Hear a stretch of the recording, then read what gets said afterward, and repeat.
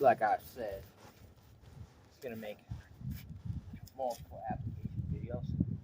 So, got the scarf here, right? See, in ninjutsu, one of the 9 halls of the ninjutsu, one of them, it's called flexible weapons, if I'm not mistaken, right? Once again, trying to make your weapon an extension of your body. When it's all like insubstantial like this, freaking, it's difficult to track this, man. It's kind of like a nunchuck. You got long nunchucks, watch your ankles. If you try to swing them up backwards, watch the back of your head.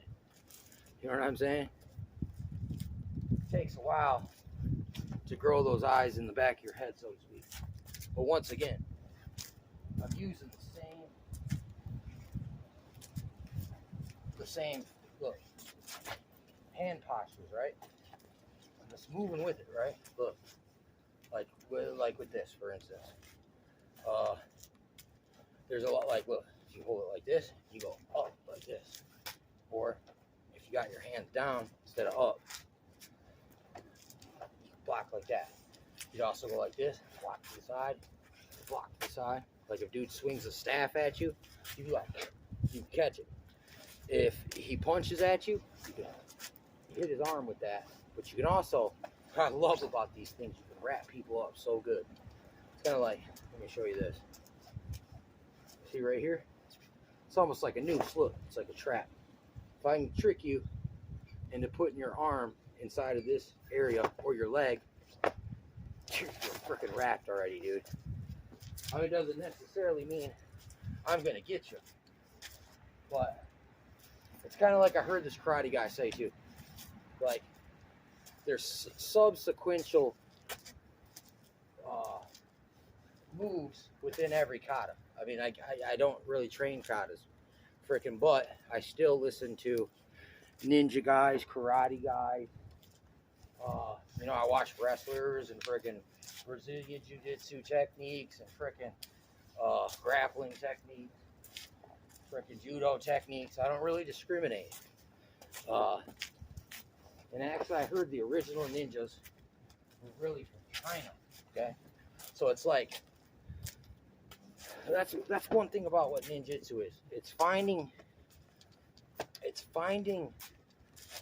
ways you can use everyday objects and utilize them in a indirect manner. Okay, so in a way, many things have subsequential freaking ways they could be used, and just exploring through them all and learning it, it's pretty fun. It'd be nice to have just some, you know, freaking master dude on the mountain, just teach you all his skill sets.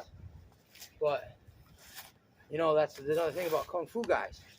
You could have dudes come from the same philosophy, but one guy is a knockout artist, one guy's a wrestling master, one dude is like has an invincible body where you can hit him with anything and he can survive. Like, look, there's not. I heard this one Neil Ripsky guy. Frickin', what'd he say? He's like, you know, your martial art is like, it's white rice. You add in the flavors that are you. There's so many different ways white rice can be used. So, the crisscross. Look, see this? Look. Not too wide, so I gotta come in closer. Yeah, look. You can do that same rising block, right? But you got to snatch back real quick. But once again, I'm using the same movement, the same hand positions, totally different type of device. And hey, I don't know. Maybe it looks like I'm just out here twirling, you know, but I feel like, you know, hey, I got it under control for the most part. But look, that's what I said about, look, making a bot or your weapon an extension of your body. This freaking thing's like a freaking snake. It's like you can't tell exactly what it's gonna freaking do. So look, that's a way to expand your freaking awareness even more. Yeah. I don't know if I should explain this to you. Look how low I am. Watch. This. Look. That's low level movement, right? Here's medium. But now high.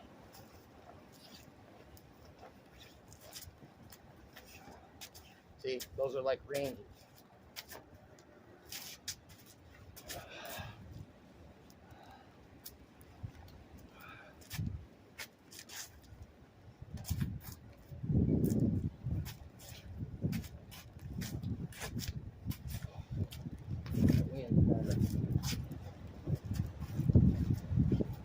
Plus, if you don't got it equally distributed, which I don't really,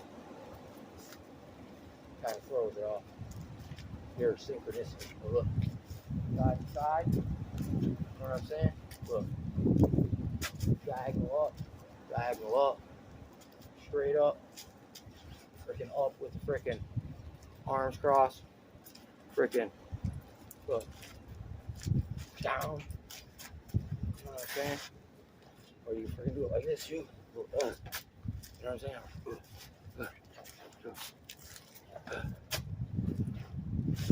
I mean, that's great. It's a great way to block. But this right here, oh, wind took it. Walk like the wind. You could actually snatch somebody right around the head, the neck that way. You know what I'm saying?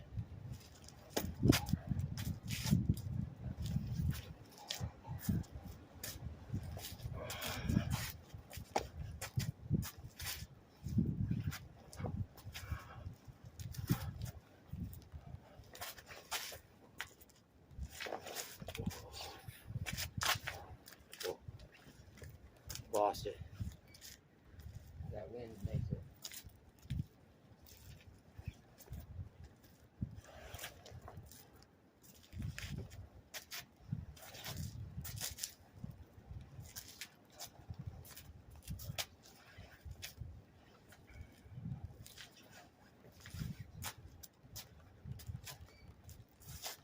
Oh.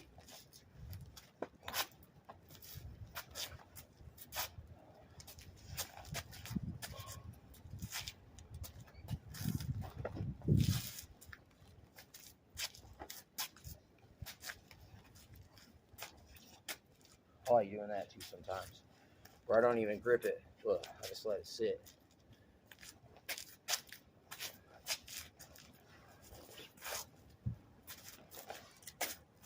I mean, that's another kung fu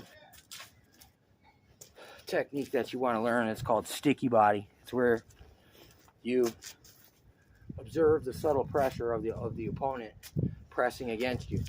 And it's kind of like swords, okay? If some dude's got a sword back here cocked back, look, he can swing. But if he's in swing and you stick your sword up there and keep that fucker connected, he can't swing at you until he gets free away. And that's the same thing with like there's a wrestling technique. Somebody's trying to put you in a triangle chokehold. It's called 2 against 1.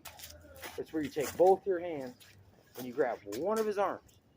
There's no way he can freaking sink the lock without having both of his freaking hands. So 2 against 1. I mean, that's similar. So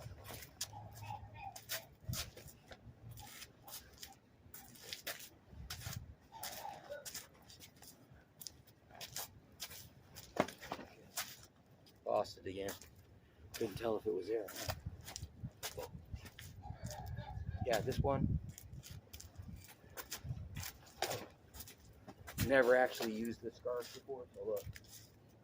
A little clumsy with it.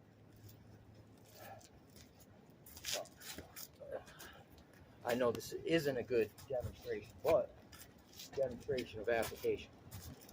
But I'm hoping you can at least get the point.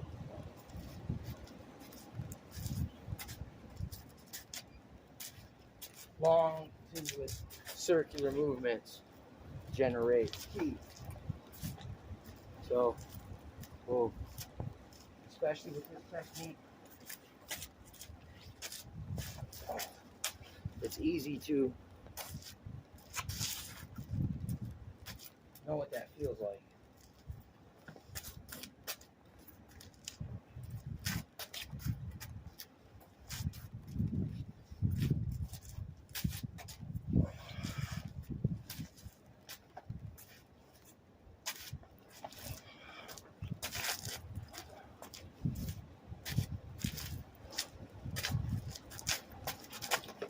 Fuck, I started getting crazy again. It happens sometimes. Just following the energy, and the energy is cool.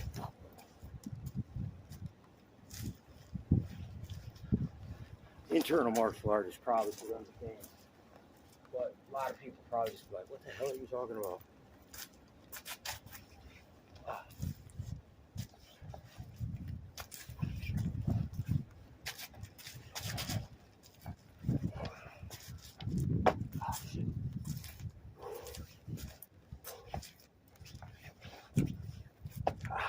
See myself in the crotch. Didn't hurt, but I know if I did it harder, it probably wouldn't have felt good. Still the chi, man. Protect the freaking crotch. One of the first principles of the circle walking technique. See, you can even use a weapon. Watch. You know.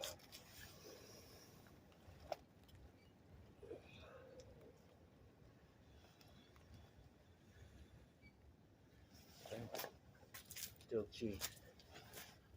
Protects the groin.